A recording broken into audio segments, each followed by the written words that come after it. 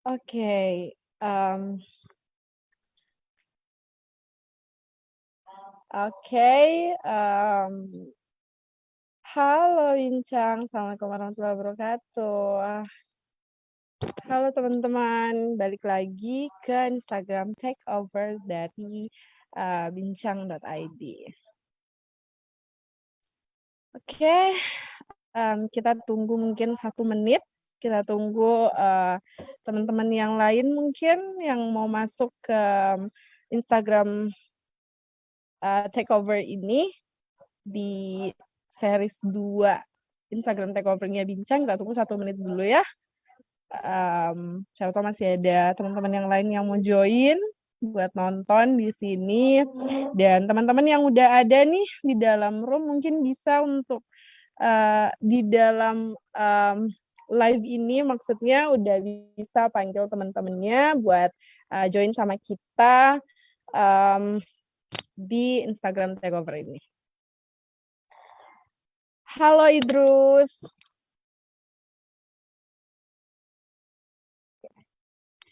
Oke. Yang lagi nonton nih udah boleh mungkin panggil teman-teman yang lain buat join bareng kita di live kita pada hari ini. Jadi sambil nunggu mungkin aku sedikit mulai. Selamat datang teman-teman di Instagram Takeover dari bincang.id, bincang santai ya, dengan tema atau pembahasan terkait serba-serbi kehidupan perkuliahan di Malaysia. Aku mau nge-disclaim dulu sih ya sebenarnya. Aku asumsikan karena ini adalah semacam series 2 gitu, aku harap sih teman-teman udah nonton nih dan pernah ngeliat di series 1, udah join di Instagram Takeover seri 1, di mana seri 1 itu kita ngobrol bareng sama founder dari Bincang, ngomongin tentang Bincang, asal-usul Bincang mungkin, concern dari Bincang itu sendiri, apa yang kemudian akan dibawakan sama Bincang, terus kenapa Bincang itu lahir, apa sih keresahan-keresahan dari founder-founder kita di Bincang itu sampai akhirnya menghadirkan Bincang itu sendiri. Nah, kalau misalnya teman-teman belum nonton nih, teman-teman bisa buka setelah IG Live ini, teman-teman bisa buka Instagramnya Bincang, terus scroll bisa lihat ada kok save Bincang ID, Instagram takeovernya Bincang ID yang seri 1. Jadi teman-teman bisa lebih kenal, lebih tahu tentang Bincang melalui Instagram takeover yang pertama. Gitu. Oke. Jadi karena pertama nih teman-teman udah nonton, aku asumsikan teman-teman udah nonton series pertama, makanya teman-teman gabung lagi di series kedua ini.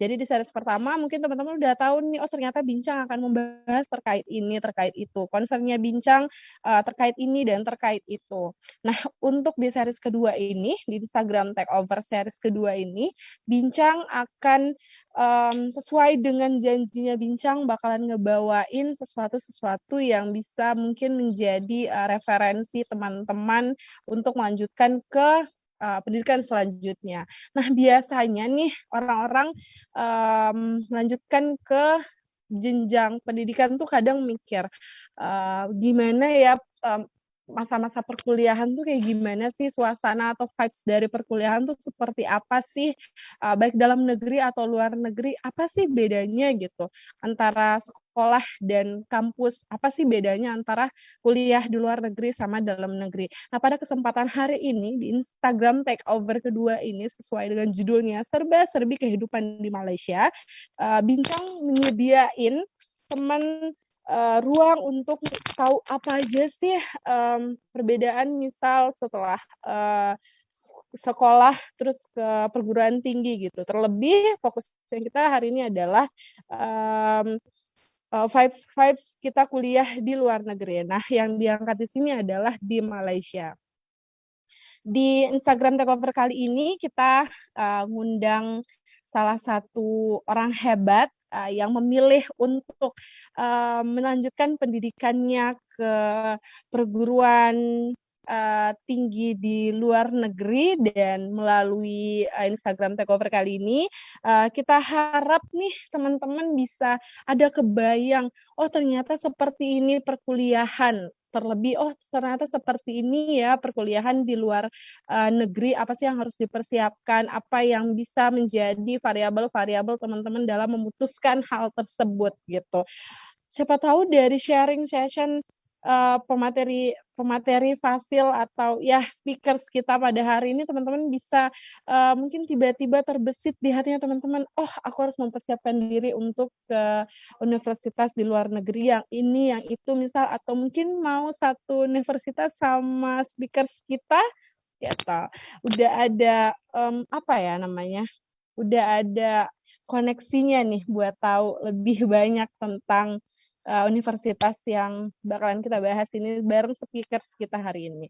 Oke, aku udah lihat udah lumayan banyak nih teman-teman yang nonton, dan aku juga mau ngingetin lagi untuk teman-teman yang udah join di live ini, silahkan panggil lagi teman-temannya yang lain, silahkan diajak lagi lebih banyak orang untuk join di Instagram Takeover ini, karena bakalan banyak sharing-sharing yang pastinya akan bermanfaat, terlebih untuk teman-teman yang masih ada di bangku SMA mungkin yang mau mendapatkan beberapa referensi untuk melanjutkan perguruan tinggi dan mungkin di luar negeri gitu, bisa diajak buat join bareng kita di live ini.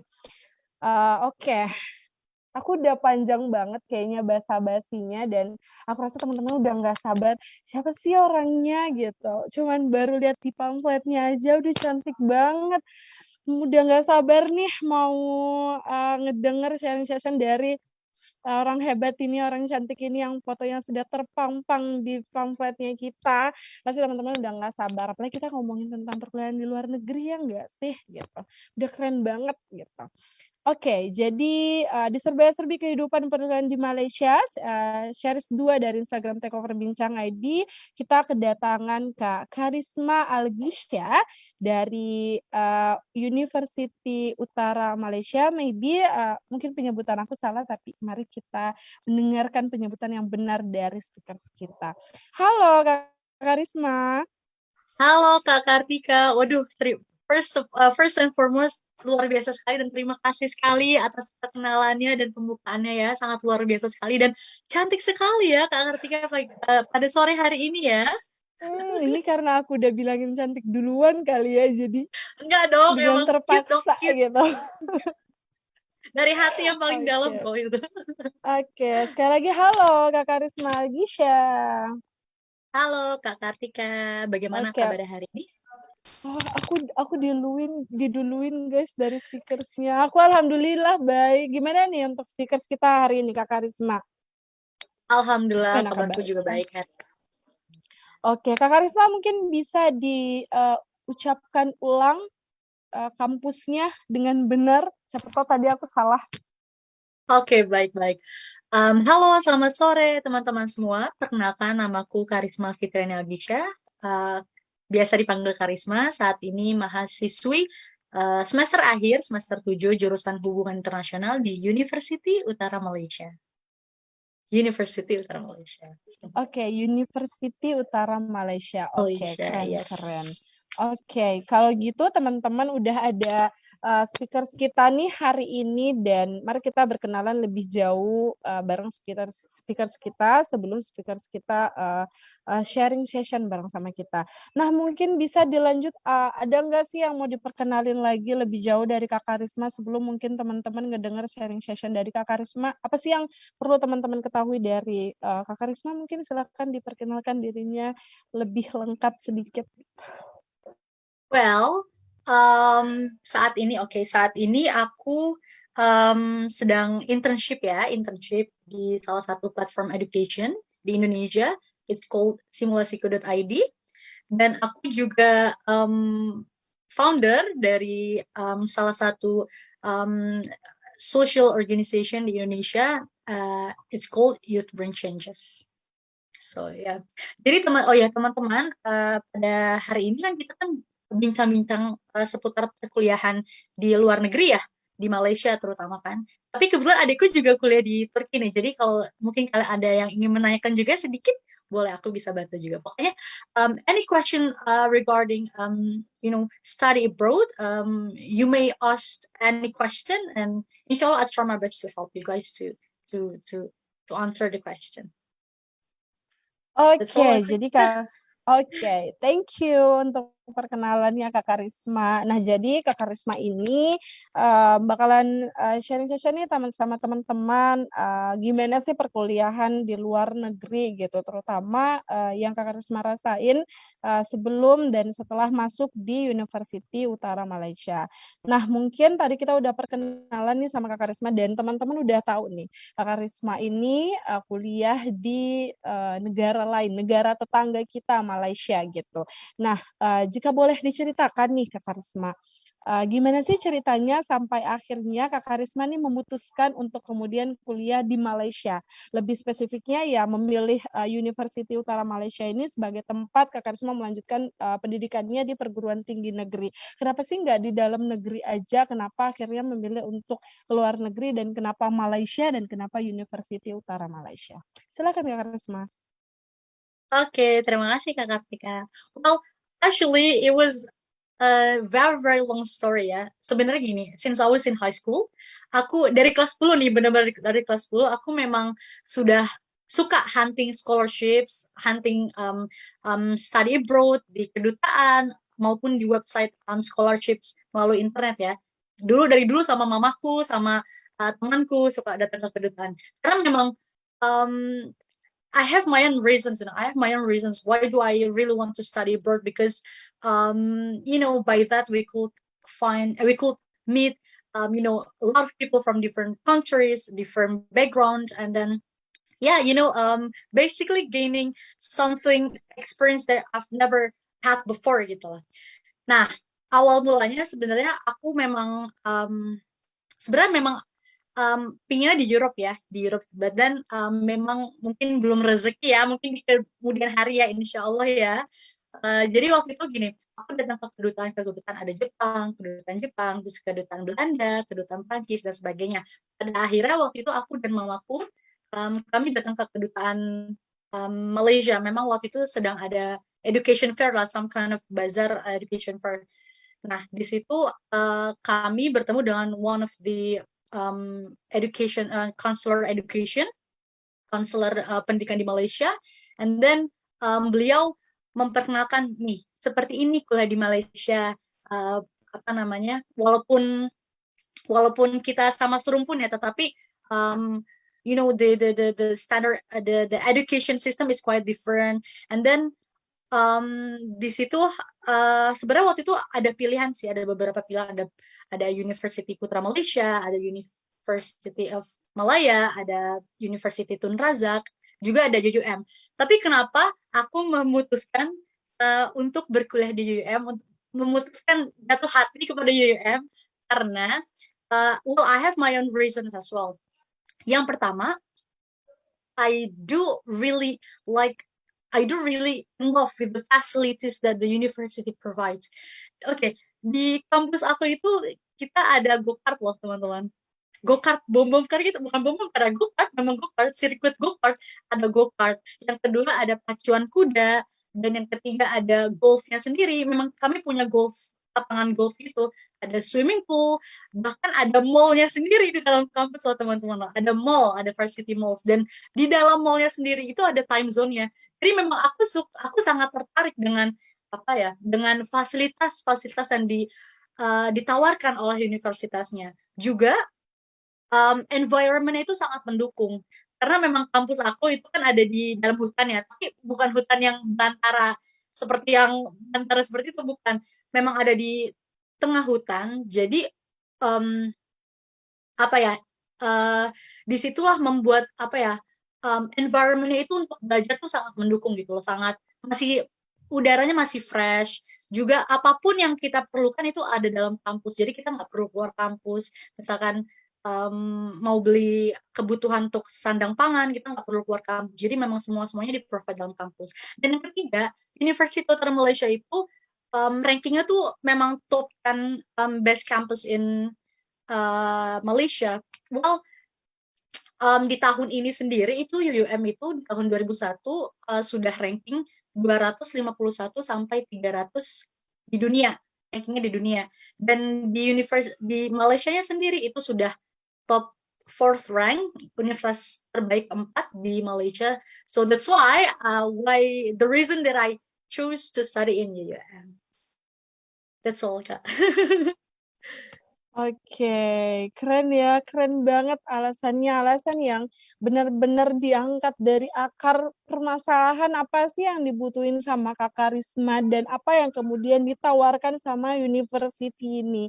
Apa yang bukan hanya memilih negara ya, ada banyak negara yang menjanjikan, tapi tidak semua university sebenarnya menyediakan apa sih yang kita butuhkan, karena meskipun kita mahasiswa, kita ternyata membutuhkan hal-hal yang beraneka ragam gitu ya, dan apa yang dibutuhkan sama Kak Karisma ternyata disediakan oleh University Utara Malaysia secara tidak Benar sadar sekali. gitu ya. Benar Wah, keren sekali. banget, keren banget.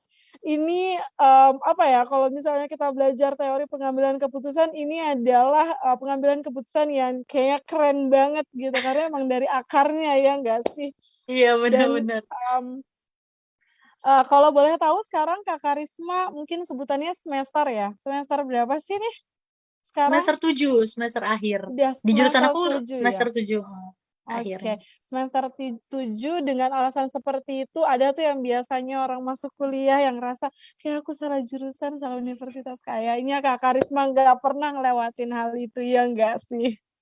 Alhamdulillah sih itu berkat berkat diskusi juga sih sama orang tua, terus muhasabah mungkin ya, mungkin ya.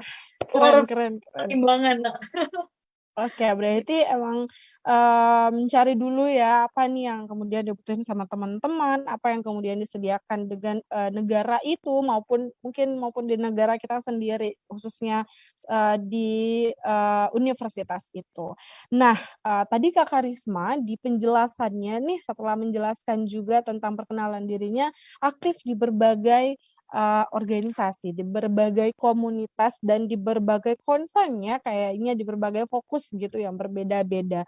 Nah, selama kuliah di sana selain mungkin aktivitas itu, apa aja sih aktivitas lain mungkin yang dari internal di University Utara Malaysia yang Kak Karisma ikuti maupun mungkin ada eksternal lain yang Kak Karisma ikutin? Silahkan. Oke, ada. Oke. Terima kasih Kak Kartika atas question-nya.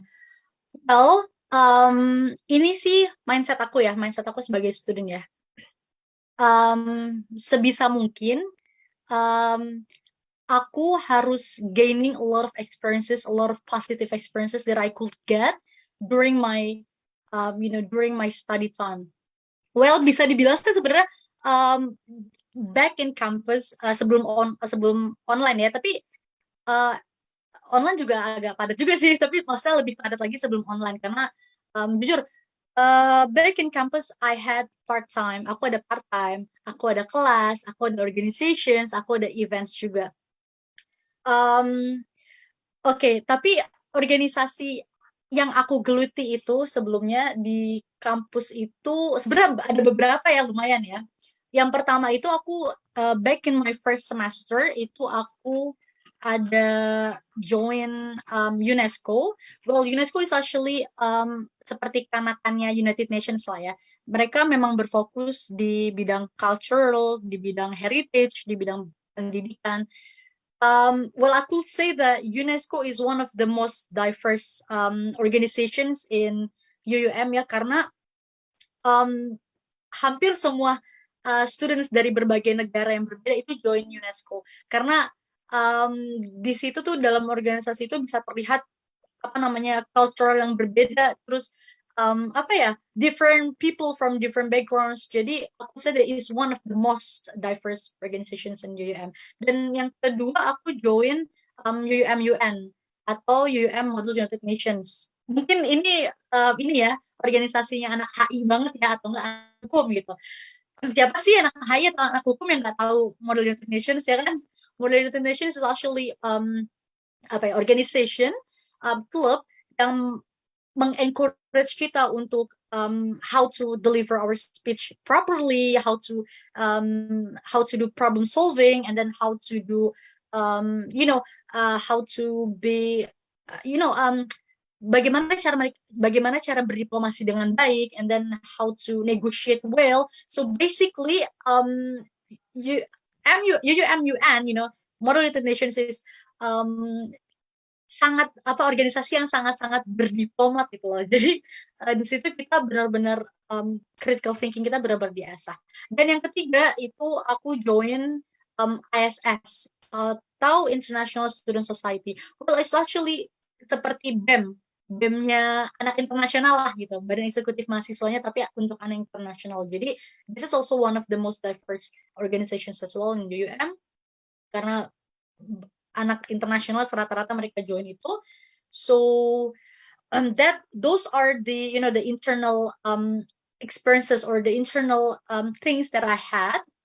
But then in the external one, jujur aku sebenarnya during my study I didn't join PPI. PPI itu seperti perhimpunan pelajar Indonesia lah, seperti badan eksekutif mahasiswa tapi khusus untuk mahasiswa Indonesia di kampus aku di Malaysia di UM gitu. Aku nggak join ke organisasinya, but then setiap ada tawaran misalkan Karisma bisa nggak nge-MC untuk acara ini gitu, oke boleh. Karisma bisa nggak tampil nyanyi di PPI seperti itu those are the things, the external things that I had gitu outside of the organizations, seperti itu. Oke, berarti setelah mendengar penjelasannya nih, meskipun banyak banget ternyata organisasi dan komunitas yang kalau aku rasa sih itu cukup banyak ya. Banyaknya itu bukan misalkan itunya, tapi organisasi yang dimasukin ini bukan organisasi yang kegiatannya cuman itu aja, tapi aku yakin itu adalah organisasi yang benar-benar aktif ya, dan Kak Karisma aku yakin aktif di dalamnya, karena tadi Kak Karisma sudah jelasin tanpa masuk ke organisasinya pun Kak Karisma ternyata dicari, baik menjadi MC mungkin, menjadi pengisinya mungkin, dan lain sebagainya. Nah, di banyaknya kegiatan Kak Karisma nih, kemudian aktif di organisasi yang sudah diikuti, bahkan undangan-undangan untuk menjadi pengisi, entah anything apapun itu, gimana sih nih cara Kak Karisma bagi waktu antara kuliah, bahkan kehidupan sosial di negara orang, dan aktivitas dari organisasi Kak Karisma itu sendiri? Gimana sih caranya? Mungkin bisa bagi tipsnya nih buat teman-teman yang udah mau nekenin, oh nanti aku di perkuliahan akan aktif gini, dan mungkin Kak Karisma bisa bagi nih sebagai mahasiswa semester 7 ya kan? Bisa nih bagi tipsnya ke kita, gimana sih caranya bagi waktu gitu. Okay, thank you so much, Kak Kartika, for the great question. This is actually one of the most questions that I got ya. Banyak yang nanya gimana sih cara ngatur tips waktu gitu kan. Okay, as I mentioned before that, back in my time in campus, aku ada part-time, aku ada organizations, aku ada events, aku ada kelas kan. Itu pasti, aduh, bingung tuh kan gimana mengurusnya. Satu sisi aku juga kan aku hanya seorang mahasiswi gitu yang terkadang pingin hangout juga sama teman-teman ya kan, punya kehidupan sosial gitu, hanging out jalan-jalan sama teman gitu kan. Tapi well, my best tips that I could give, this is actually based on my experience ya, ini yang sudah aku lakukan, what I've done so far. I do a repertoire. Repertoire is gini, jadi kita membuat weekly planner. Jadi di situ aku menuliskan misalkan nih, tanggal 24 Oktober aku ada event di Bincang ID dengan topik yada. Di keesokan harinya aku ada event di organisasi ini dengan topik yada. Jadi I make my plan, weekly planner. But then it actually depends on your interest, sesuai dengan yang sesuai dengan ketertarikan kalian. Ada yang suka membuat digital planner, yaitu mungkin bikin notes di HP atau bikin notes di kalender HP gitu. Ada juga yang menuliskan di kalender meja atau kalender dinding. Tapi kalau my personal, aku itu membuat my own calendar. Jadi aku membuat my own creations. Aku mungkin dari kertas HVS atau um, kertas apa entah gitu. Jadi aku bikin kayak grid gitu. Aku hias-hias sebisa aku mungkin. Jadi sebisa aku mungkin gitu. Jadi my own creations gitu. Nanti aku di situ menuliskan planning aku di hari ini seperti ini, planning aku di hari ini seperti ini, dan planning lusanya seperti ini. Jadi that's the thing that that's the very essential thing. Bagaimana cara yang bisa membuat aku memanage waktu aku dengan seimbang dengan kehidupan sosial, kehidupan organisasi, kelas dan sebagainya. Karena um, for me, membuat weekly planner itu atau daily planner atau sesuai teman-teman semua yang teman-teman inginkan, itu sangat diperlukan. Karena kalau misalkan kita, Karisma jangan lupa ya hari ini meeting, tapi kita cuma catat di otak doang, itu kadang lupa gitu. Lebih baik kita menuliskan, we write down whether on the phone or on the notes gitu. Karena nanti kan kita di penghujung hari atau di kemudian harinya kita bisa melihat kembali tulisan yang sudah kita tulis. Jadi itu mungkin that's my best tip that I could give you to manage my time wisely. Seperti itu. Keren. Jadi ngebuat planning ya, nge-schedule planning Exactly. dengan ya kan nge-schedule planning kita. Biasanya ada tuh emang ya udah ada, apalagi kalau misalnya udah ada beberapa template gak sih yang biasanya disediain. Aku juga Iya, sebenarnya benar. pakai itu dan aku setuju banget sama penjelasan Kak Karisma dengan nge-schedule planning kita, nge-schedule apa-apa nih yang bakalan kita lakuin ke depan, itu benar-benar ngebantu banget sih gitu. Nah, Banget.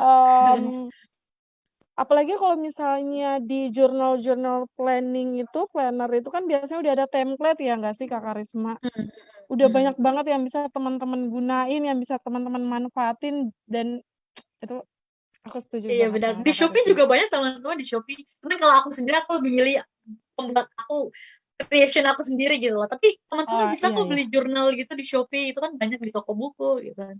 Iya, benar-benar. Berarti untuk misal ada yang mau memulai nih teman-teman yang lagi nonton, mungkin ada yang mau memulai dan masih bingung gimana sih bikinnya gitu.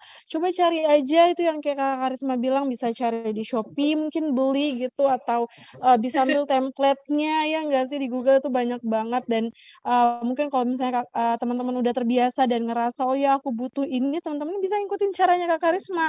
Bikin template sesuai dengan kebutuhannya, sesuai dengan mungkin yang ngebuat nyaman gitu ngebuka-buka jurnalnya ya enggak sih ya.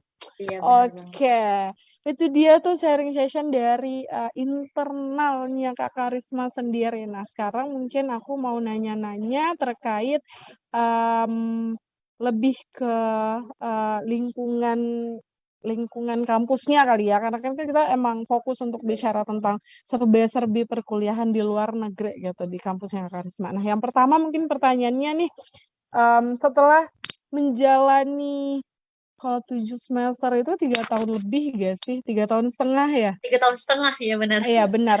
Setelah ngejalanin 3 tahun setengah nih berkuliah di luar negeri itu di University Utara Malaysia, setelah ngelewatin berbagai macam ya vibes-vibes-nya, apa sih tips nih untuk Dikaliku. iya benar, lika-liku. Apa sih tips yang bisa dikasihin sama Kak Karisma nih untuk memperoleh atau mungkin mempertahankan prestasi dan nilai yang bagus di universitas di luar negeri, khususnya di Universitas Utara Malaysia ya? Karena Kak Karisma sama-sama kita tahu nih, apalagi kita yang udah nginjekin diri di perguruan tinggi, beda banget ya nggak sih? Sekolah dengan universitas tuh beda banget. Mungkin Kak Karisma bisa bisa sharing sama kita karena beda nih cara Pak Karisma, apalagi yang udah 3 tahun setengah ngejalanin udah sampai semester 7 udah beda banget mempertahankan nilai di sekolah dengan mempertahankan nilai di Bes perguruan tinggi. Iya enggak sih? Bisa mungkin sharingnya lagi nih Kak Karisma buat teman-teman yang lagi nonton.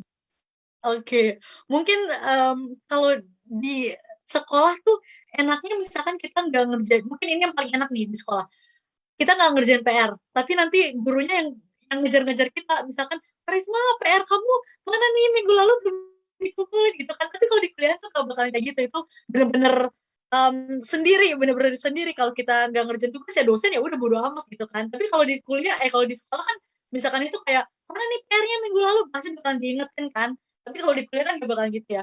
Nah, jadi sebenarnya gini, ini tips-tips yang ini based on my experience juga ya. Ini yang apa tips-tips yang sudah aku lakukan gitu based on my experience on during my study time. Yang pertama itu gimana cara untuk mempertahankan nilai kan, mempertahankan nilai dan aktif dalam kelas lah ya. Gitu. Yang pertama itu duduk paling depan. Mungkin mungkin kebanyakan mahasiswa-mahasiswi Indonesia, entah Indonesia atau entah dari negara manapun lah yang aku rasakan, mereka tuh lebih suka duduk paling belakang ya kan, mungkin entah dengan alasan bisa makan atau entah alasan bisa main HP dan berbagai macam alasan lah. Cuman kalau aku pribadi, aku lebih suka duduk paling depan. Itu terkadang aku malah duduk paling depan sendiri gitu, bener-bener sendiri. Entah di baris pertama atau baris kedua, yang lainnya di belakang gitu kan.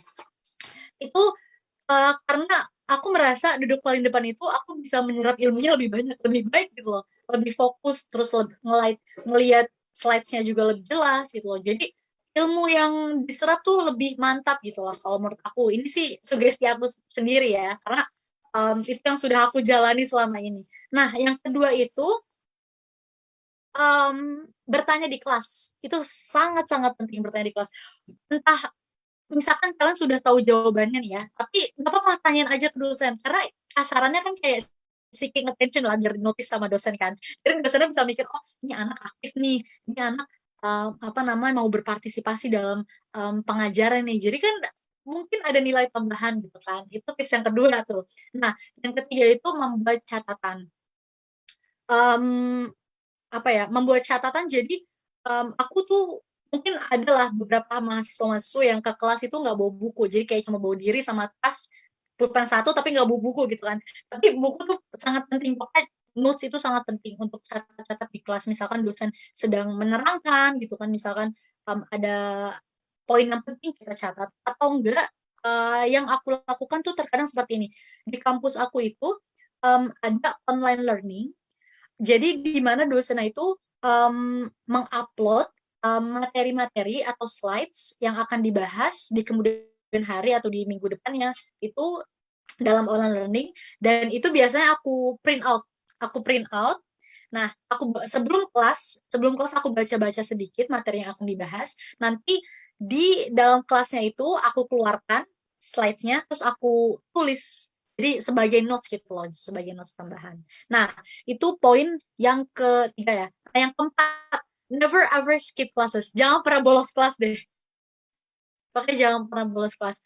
Jangan pernah tipsen juga, tipsen. Karena apa ya, uh, terkadang dosen itu bisa notice loh, walaupun kita tipsen, titip absen gitu, terkadang dosen bisa notice. Makanya jangan jangan pernah skip classes or jangan pernah titip absen. Ya mungkin bolos kelas ya kalau ada benar-benar yang urgent things saja yang urgent, tapi kalau misalkan gak ada urgent jangan. Nah, last but not least, tips yang terakhir itu um, never skip or postpone assignments. Jangan pernah nunda-nunda assignments. Jangan pernah nggak ngerjain tugas, karena tugas itu nilai presentasinya itu sangat tinggi ya, untuk nilai apa penilaian gitu. Terus jangan pernah mendelay atau mempostpone tugas. Misalkan tugasnya deadline-nya hari ini tapi kita baru ngumpul minggu depan atau besok kan, jangan pernah, karena itu sangat-sangat mempengaruhi nilai. Seperti itu. Gitu. Oke. Em, keren banget ya. Maksudnya tips-tipsnya ini emang tips-tips yang kayaknya nggak perlu ada tambahan sih sampai sini itu emang udah ngecover segala bentuk macam tips yang bisa teman-teman terapin nanti kalau misalnya teman-teman udah ada di perguruan tinggi, duduk di depan, that's true teman-teman itu notice dari dosen tuh bener-bener bisa mempengaruhi banget. Banget, banget, Iya banget. enggak? Iya.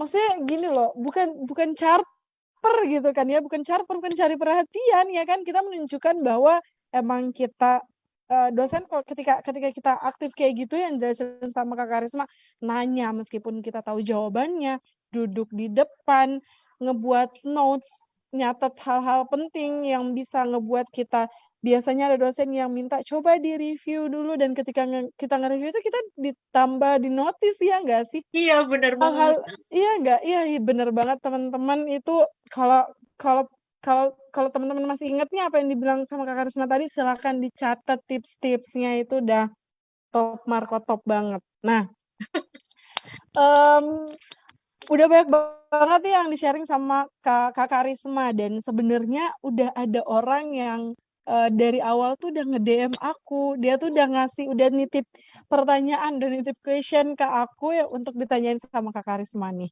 Katanya Oke, nih, boleh.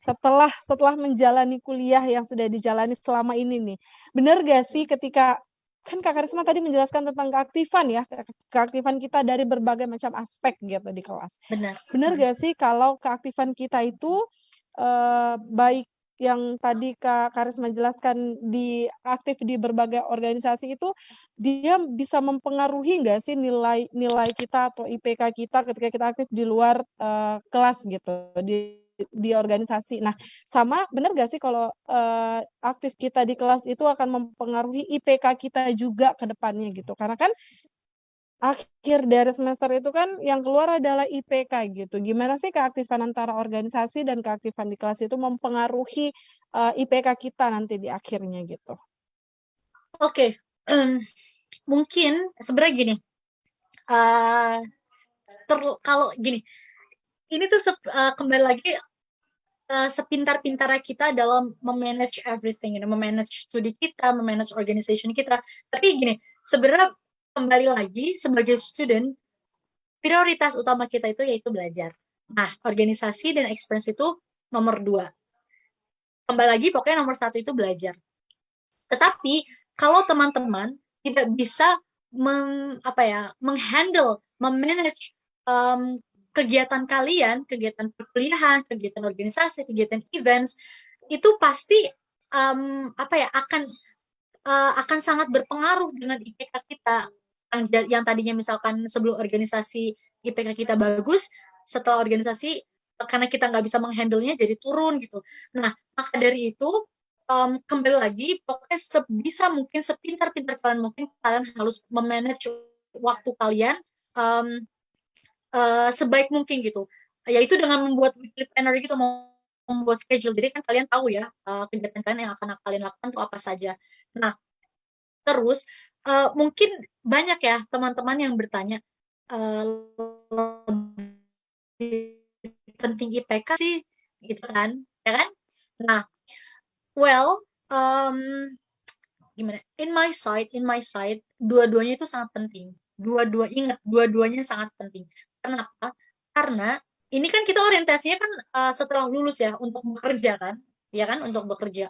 Karena gini, company itu mereka melihat, oke, jika nilai IPK kita bagus, company bakalan melihat tuh, oh ya berarti anak ini dapat mengikuti pelajaran, dapat mengikuti aturan peraturan-peraturan dalam kelas dengan baik gitu loh. Jadi company itu akan menotis kalau kita tuh punya keunggulan dalam hal tersebut gitu loh. Di satu sisi yaitu experiences out of classes ya, experiences di luar kelas, company juga akan melihat gitu. Oh berarti anak ini aktif nih, anak ini dapat beradaptasi di organisasi atau event-event dengan baik. Anak ini memiliki melalui organization ini anak ini memiliki teamwork yang baik, terus social life yang baik gitu loh. Jadi keaktifan di organisasi itu juga dilihat dalam company tersebut gitu. Jadi for me in my side, jangan jadi mahasiswa atau mahasiswi kupu-kupu yang pulang kelas kamar pulang kelas, kamar pulang kelas, kamar, karena apa ya, nanti kita nggak ada, kasarannya nggak ada yang bisa diisi untuk CV kita nanti, ya kan? Nggak ada yang bisa diisi. Nah, tapi jangan juga jadi mahasiswa atau mahasiswi yang sekiranya cuma fokus dalam kegiatan luar aja, tapi kegiatan perkuliahan itu terbengkalai. Karena ya itu, kembali lagi, mahasiswa ya, sebagai studi itu prioritas utama kita itu yaitu belajar. Jadi sebagaimana mungkin kita harus bisa membalance keduanya itu dengan baik in order to to get something that we want in the future. Karena itu keduanya tuh sangat berdampingan. Itu asik hidup berdampingan di kehidupan mahasiswa seperti itu. Oke, betul. Aku lagi-lagi membenarkan apa yang Kak Karisma jelaskan dan itu sudah mengcover, teman-teman. Itu sudah mengcover dua kepentingan yang berbeda, dua urgensi yang berbeda antara organisasi dan mungkin pelajaran-pelajaran di kelas gitu. Itu adalah dua mahasiswa, itu adalah tugasnya teman-teman ternyata untuk kemudian mengatur, ya kan, mengatur gimana teman-teman ngatur waktunya teman-teman untuk kemudian memenuhi dua kewajiban teman-teman itu. Meskipun masih banyak sekali ya orang yang mengira bahwa organisasi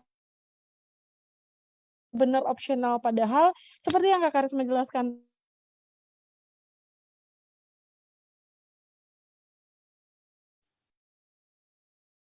Seperti ini ya, kalau ada event online tuh apa-apa suka kayak gini ya, sinyalnya loss atau apa. ya, sorry. Oke, udah ada, aku udah Halo, halo, halo, ya sudah ada, kembali sudah ada. lagi.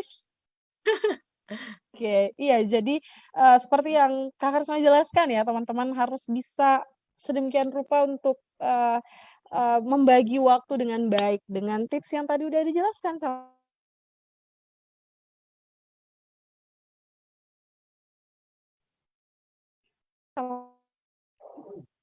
sekali lagi ada yang menitipkan pertanyaannya di aku, tapi nggak apa-apa ini kita karena kita benar-benar santai ya teman-teman, bisa sesantai itu menitipkan pertanyaannya di aku. Jikalau teman-teman malu untuk bertanya langsung di live kali ini, nggak apa-apa. Dia seberapa penting sih sebenarnya kita kuliah di luar negeri dengan orientasi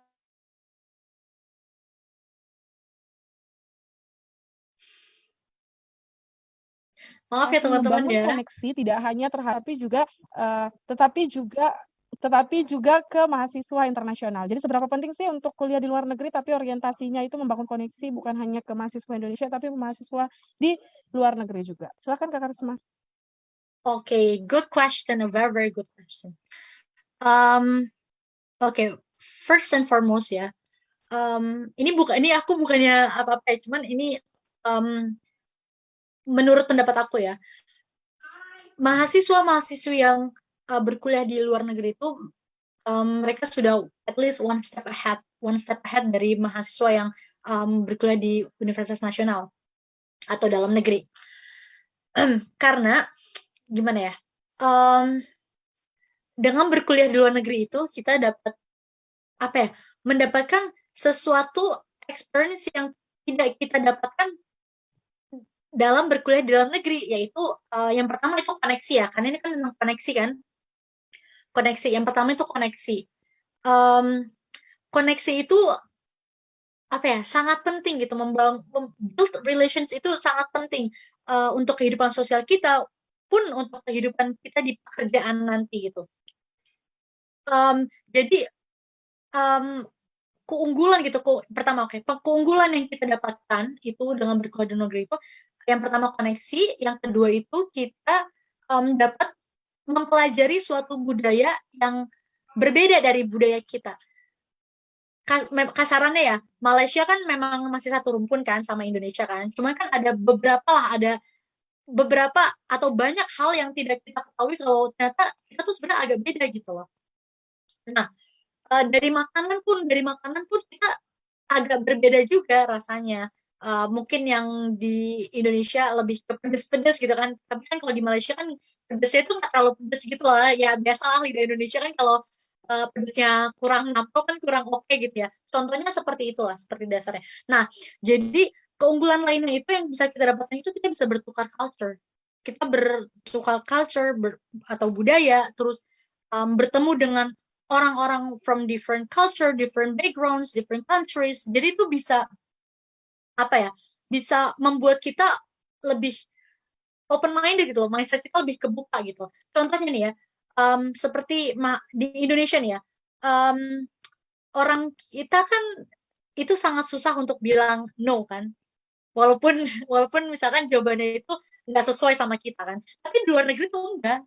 Orang luar negeri tuh nggak kayak gitu, nggak kayak udah kalau misalkan mereka nggak suka ya ya udah mereka bilang no gitu. Nah dari situ aku bergaul, nah aku lebih membuka mengeksplor diriku, lebih open minded. Oh iya berarti aku juga bisa nih bilang no gitu loh, karena itu budaya yang harus kita hilangkan sebenarnya ya kan.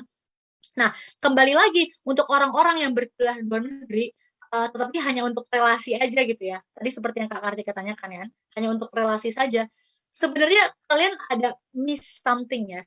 Karena berkuliah di luar negeri itu bukan hanya tentang relasi saja, tapi juga pendidikannya juga loh, pendidikannya. Karena kan kita sudah terbiasa apa ya, em, dengan pendidikan di Indonesia gitu, standar Indonesia. Tapi di luar negeri kan standarnya kan berbeda gitu loh. Jadi jangan hanya terpaku atau fokus dengan relation saja atau networking saja, tetapi juga kalian harus melihat sisi lainnya yang bisa kalian dapatkan dengan berkuliah di luar negeri gitu. Seperti kalian bisa mencoba culture baru, mencoba makanan baru, mencoba hal-hal baru yang tidak kalian dapatkan sebelumnya, seperti itu. Oke, jadi ternyata untuk mengkotakkan orientasi untuk keluar melanjutkan pendidikan tinggi di luar negeri itu ternyata tidak begitu bagus ya teman-teman, apalagi orientasinya hanya sekedar koneksi saja, meskipun koneksi Iya, juga adalah hal yang penting ya. Ternyata sangat banyak hal penting. yang bisa teman-teman jadikan variabel gitu. Oke.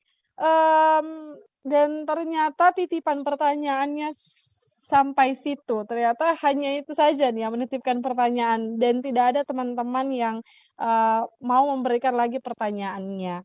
Dan kayaknya juga kita udah ngobrol panjang banget sama Kak Karisma nih ya. Kita udah ngobrol panjang banget dan udah banyak banget nih yang Kak Karisma sharing sama kita di sesi kali ini. Terima kasih banyak Kak Karisma, jawaban-jawaban yang sepertinya menurut aku pribadi ya sebagai mahasiswa semester 5 mendengarkan penjelasan mahasiswa semester 7 itu udah benar-benar mengcover sih.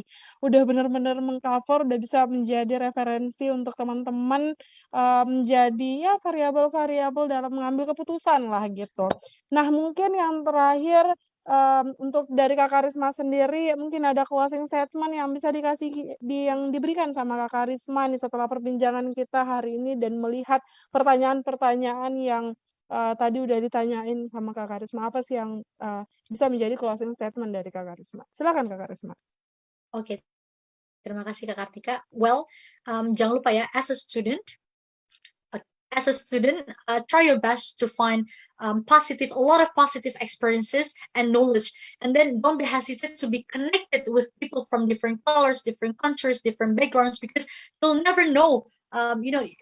You'll find something great that you didn't expect before, and then jangan pernah takut untuk berkuliah di luar negeri. Jangan pernah takut untuk keluar dari comfort zone atau zona nyaman.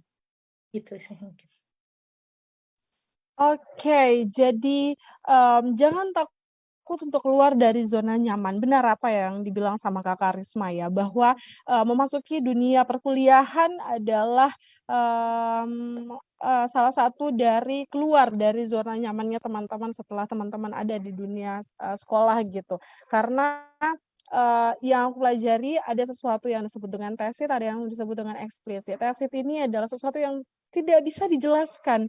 Tidak bisa dijelaskan sama teman-teman dengan beribu kata yang benar-benar bisa menggambarkan. Ada sesuatu yang ketika teman-teman alami sendiri baru teman-teman bisa mempunyai definisi sendiri gitu dari hal-hal itu. Dan mungkin dari aku setelah apa yang aku tangkap nih dari Kak Karisma bahwa ada beberapa hal yang harus teman-teman pertimbangkan ketika teman-teman mau memilih kuliah di mana. Entah itu universitasnya, entah itu negerinya, dan lain sebagainya, termasuk jurusannya. Coba kenali apa yang teman-teman butuhkan, apa passion-nya teman-teman, dan apa yang kemudian teman-teman butuhkan, dan kira-kira universitas mana yang menyediakan apa yang teman-teman butuhkan. Dan coba teman-teman mengetahui apa kapasitasnya teman-teman untuk kemudian teman-teman pilih di mana teman-teman mau aktif, berapa banyak atau seberapa aktif teman-teman nanti di organisasi atau komunitas yang teman-teman akan masuki gitu. Dan banyak banget tips-tips yang sudah dikasihkan sama Kak Karisma dan banyak sudah yang di-cover sama Kak Karisma tadi. Aku harap teman-teman, asumsi aku, teman-teman yang nonton udah nyatet, udah prepare bener-bener karena hal-hal seperti ini, prepare hal-hal kecil seperti ini akan menentukan teman-teman di semester 1, 2, 3 dan sampai teman-teman lulus. Bener gak Kak Karisma? Benar banget, benar. Iya, jadi Prepare lebih baik ya. preparation. Yes, betul. Jadi teman-teman silakan prepare, terkhususnya teman-teman yang menjadi concern dari Bincang ID ini, teman-teman silakan mempersiapkan diri dengan baik, dengan seperti yang dilakukan sama Kak Karisma gitu. Teman-teman bisa menjadikan permasalahan, kebutuhan untuk mencari solusi dari jawaban-jawaban, dari permasalahan itu sebagai jawabannya teman-teman. Mungkin itu aja untuk bincang santai hari ini. Terima kasih sekali lagi aku ucapkan kepada speakers kita yang sangat hebat dan cantik ini. Terima kasih Kak Karisma atas sharing session-nya.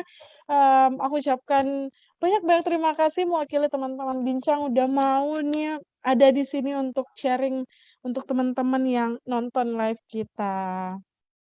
Sama-sama Kak Terima Kartika. kasih Kak Karisma. Oke It's a deh. pleasure Nah, as well, you know. thank you. Yeah, it's a pleasure as well for me.